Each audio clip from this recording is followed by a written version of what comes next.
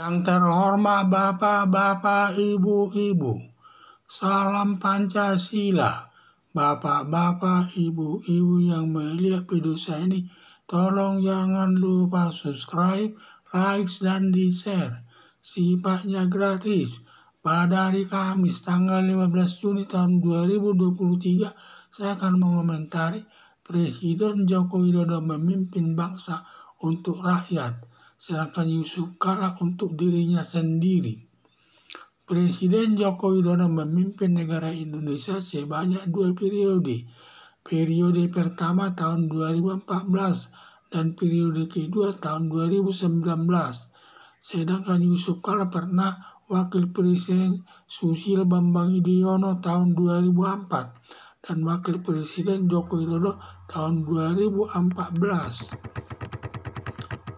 Presiden Joko Widodo dalam memimpin bangsa untuk kepentingan bangsa Indonesia atau untuk kepentingan rakyat dan tidak pernah menggunakan kesempatan menitip usahanya atau usaha orang lain kepada Menteri PUPR untuk dipakai terkait mendapat komisi yang keuntungannya sangat besar dan belum pernah mendengar informasi menitipkan perusahaan lain kepada pengendali proyek dan tidak mau campur tangan siapa yang melakukan pembangunan atas proyek tersebut.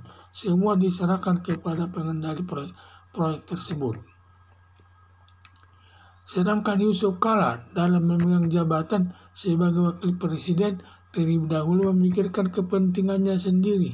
Setiap ada proyek pembangunan di era kepemimpinan Yusuf Kala sebagai wakil presiden langsung menitipkan perusahaan PT Bukaka miliknya salah satu kontraktornya.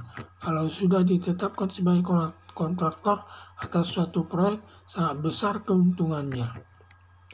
Walaupun sudah pernah tugas sebagai wakil presiden, tetap saja melibatkan PT Bukaka ikut membangun atas proyek BTS 4G.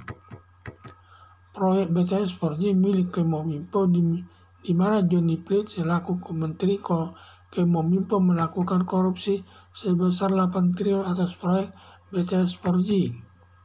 Dalam kasus korupsi 8 triliun tersebut, perusahaan PT Bukaka milik Yusuf Kala ikut terlibat sebagai perencana proyek tersebut dan Kejaksaan Agung telah menggeledah perusahaan PT Bukaka tersebut telah ditemukan minimal 2 alat bukti dan ditemukan lagi aliran dana masuk ke rekening Yusuf Kala sebesar 2,2 triliun. Dalam hal ini Yusuf Kala kena batunya yang bisa ditetapkan sebagai tersangka oleh Kejaksaan Agung. Bila sampai ditetapkan Kejaksaan Agung Yusuf Kala sebagai tersangka, nanti akan meringkuk dalam penjara dalam waktu yang lama karena hukumannya paling rendah selama 10 tahun. Harapan saya Yusuf Kala jangan suka menitipkan perusahaannya untuk suatu proyek. Besar risikonya, banyak aturan main yang bertentangan dengan hukum.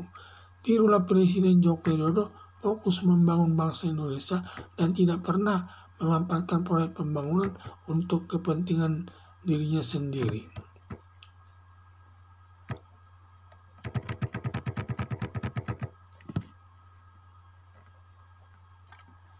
Presiden Joko Widodo dalam memimpin bangsa untuk kepentingan bangsa Indonesia atau untuk kepentingan rakyat dan tidak pernah menggunakan kesempatan menitipkan usahanya atau usaha orang lain kepada Menteri PUPR untuk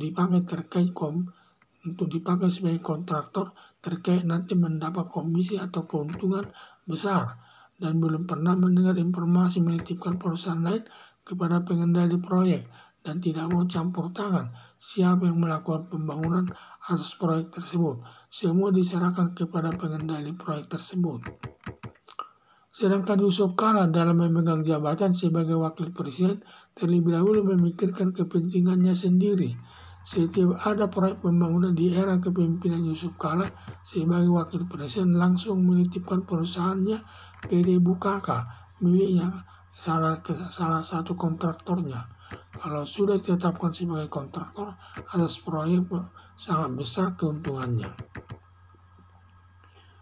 Walaupun sudah pernah tugas sebagai wakil presiden, Yusuf Kala tetap saja melibatkan PT Bukaka ikut membangun atas proyek BTS 4G. proyek BTS Polri milik Kemenkominfo di mana Johnny Plate selaku Menteri Kemenkominfo melakukan korupsi sebesar 8 triliun atas proyek BTS Polri. Dalam kasus korupsi 8 triliun tersebut, perusahaan PT Bukaka milik Yusuf Kala ikut terlibat sebagai perencana proyek tersebut, dan Kejaksaan Agung telah menggelar perusahaan PT Bukaka tersebut telah ditemukan minimal 2 alat bukti dan ditemukan aliran dana masuk ke rekening Yusuf Kala sebesar 2,2 triliun. Dalam hal ini Yusuf Kala kena batunya yang bisa ditetapkan sebagai tersangka oleh Kejaksaan Agung.